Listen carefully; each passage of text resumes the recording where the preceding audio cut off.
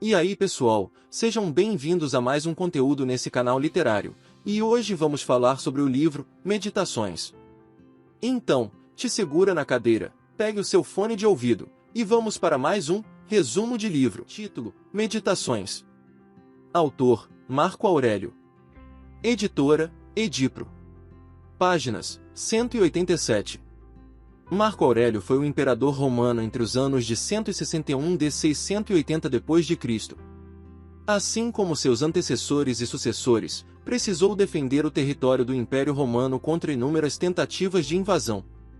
Buscou desenvolver as relações econômicas e sofreu com a desolação de pestes e epidemias, que dizimaram milhares de romanos. Porém, um dos traços marcantes de Marco Aurélio era a sua erudição. Versado em grego e latim, rapidamente Marco Aurélio teve contato com o estoicismo, dedicando boa parte de seu tempo para estudos filosóficos. Sua obra, Meditações, é, até hoje, uma das melhores fontes para a compreensão da antiga filosofia estoica. Antes mesmo da leitura, temos que analisar um traço importante dessa obra. Esse livro não é uma obra literária ou mesmo uma obra filosófica, na acepção específica e técnica dessas expressões. Os textos foram escritos como uma espécie de diário, onde Marco Aurélio registrou reflexões endereçadas a si próprio, e não intencionalmente a algum leitor.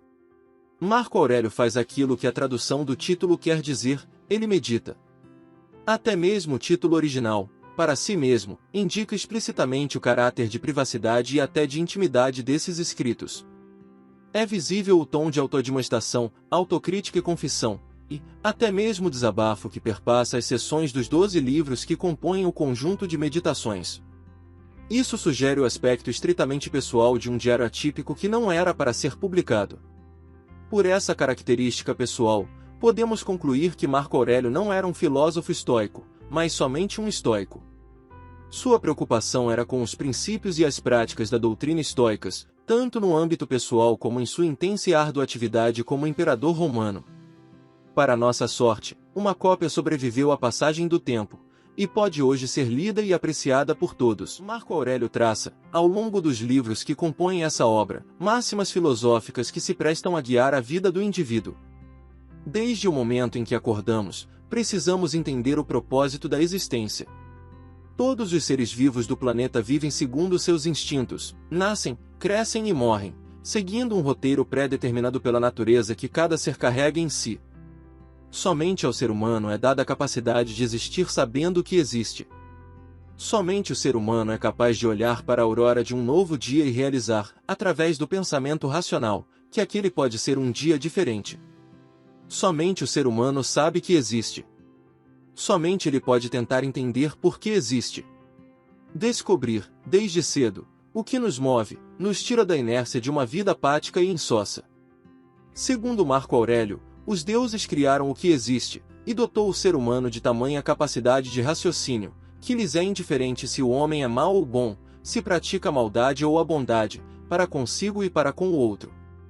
Marco Aurélio tira dos deuses a obrigação de nos defender. Para ele, os deuses já foram benevolentes o suficiente nos dando o sopro vital. Cabe aos seres humanos, em forma de agradecimento, fazer com que a vida concedida valha a pena. As maledicências ditas contra nós dizem respeito a quem as proferiu. Se algum impropério foi cometido, ele só pode ter dois caminhos a seguir: é, de fato, uma calúnia, ou é uma verdade inexorável. Se for uma injúria caluniosa, esta não pode nos atingir, pois não está direcionada contra nós. Onde estamos, essa mentira não alcança. Para o caso de ser verdadeira a ofensa proferida, esta igualmente não nos atingirá. Pois sendo verdade, dita sentença já nos pertence, e, de fato, não pode nos surpreender. Por isso devemos cuidar para não chegar ao limite onde os impropérios são ditos. Quando falamos palavras de baixo calão, nos rebaixamos ao nível delas. E estas palavras possuem o único objetivo de revelar o que trazemos no peito, fazendo com que nossos sentimentos fiquem nus. Se estamos completos de bons sentimentos e pensamentos, injúrias não podem ocupar esse espaço, pura e simplesmente porque não há espaço para ser ocupado. A certeza da finitude da vida deve ser o balizador das nossas práticas diárias. Marco Aurélio, repetidamente, nos lembra o quanto somos finitos. Cita que mesmo Alexandre, o Grande, terminou como seu mais simples escravo, ou ambos viraram parte da mesma substância física encontrada no subsolo, ou se tornaram parte da divindade. Mesmo aquele que cuida para que um doente viva mais alguns anos, um dia morrerá. Mesmo o mais importante dos governantes, a mais bela das mulheres, o guerreiro quase imbatível, todos morrerão. Marco Aurélio nos convida a trazer para o centro de nossa existência o nosso íntimo. Ao invés de buscar abrigo em outros locais ou em outras pessoas, somos convidados a nos reunir com nós mesmos. Olhar para dentro de nós e percebemos de que tipo de matéria somos feitos. Somos parte do universo, sem dúvida, contudo, Marco Aurélio nos diz que somos também o universo. Temos em nós a gênese e fim de tudo. O livro é um convite ao pensamento. Um convite à libertação das amarras que nos auto-imputamos ao longo da vida. Uma correta direção em meio a uma infinidade de caminhos tortuosos. Para Marco Aurélio, a filosofia era, conforme classificação de Aristóteles, uma ciência prática.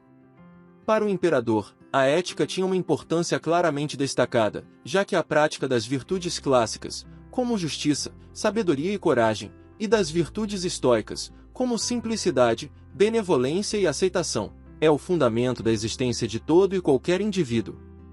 Segundo Marco Aurélio, viver conforme os ensinamentos estoicos é praticá-los diariamente. Se você gostou desse episódio, deixe o seu like e se inscreva no canal. Além disso, colocamos na descrição do vídeo um link exclusivo para você adquirir esse livro.